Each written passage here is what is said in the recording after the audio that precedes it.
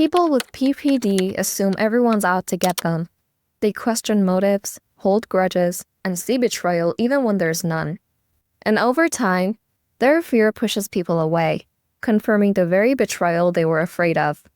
If you're close to them, you'll feel like you're always being watched or tested. Schizoid types don't want closeness. They don't crave emotional connection, intimacy, or even friendships. They're not mean. They just feel safer staying distant. Think emotional isolation as a lifestyle. If you love someone with SPD, it can feel like loving a ghost, someone always just out of reach. This one looks like eccentricity turned up to 11. People with STPD might believe in magical thinking, have odd speech patterns, or intense social anxiety. It's not psychosis, but it's close to the edge. Not just rebels. These are the people who break rules, lie easily, exploit others, and feel little guilt. They can charm you, but empathy, almost non-existent.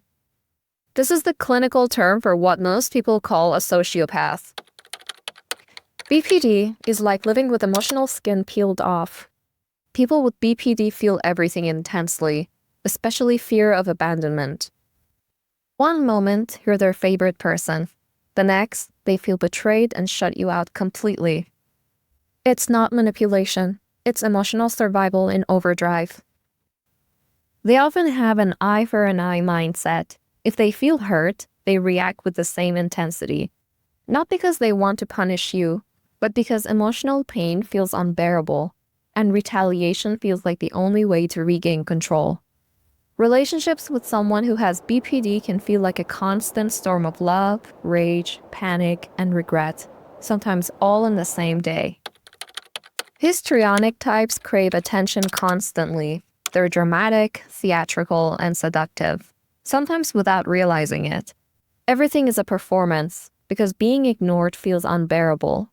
This isn't just selfishness. NPD involves entitlement, a need for admiration, and a total lack of empathy. They believe they're special, and your feelings often don't register unless they affect them. Histrionic and narcissistic personality disorders can look similar from the outside. Both crave attention, both can be dramatic, both can dominate a room without even trying. But underneath the surface, they're very different. Someone with HPD usually wants connection, approval, and to be liked. They can come off as flirtatious, overly emotional, or theatrical. But their goal is to be seen and emotionally validated. A narcissist, on the other hand, wants admiration and superiority. They don't just want attention, they want to feel above you. HPD says, "Please love me." NPD says, "You're lucky to be near me." One is driven by insecurity and emotional hunger, the other by ego and control. Deep insecurity in disguise. Avoidant types desperately want connection, but are terrified of being judged or rejected, so they isolate themselves before anyone else can hurt them. People with DPD don't feel like they can function on their own. They cling to others, avoid making decisions, and fear abandonment so much they'll tolerate anything. It's not weakness, it's survival through submission. Not to be confused with OCD. OCPD is about control, perfectionism, and rigidity. They're workaholics, rule followers, and often struggle to delegate or relax. Their way is the only right way. Okay, this one isn't a personality disorder, but eating disorders often co-occur with them, and the emotional patterns are deeply connected. EDs aren't about food or appearance. They're about pain, about control, about trying to survive in a world or a body that doesn't feel safe.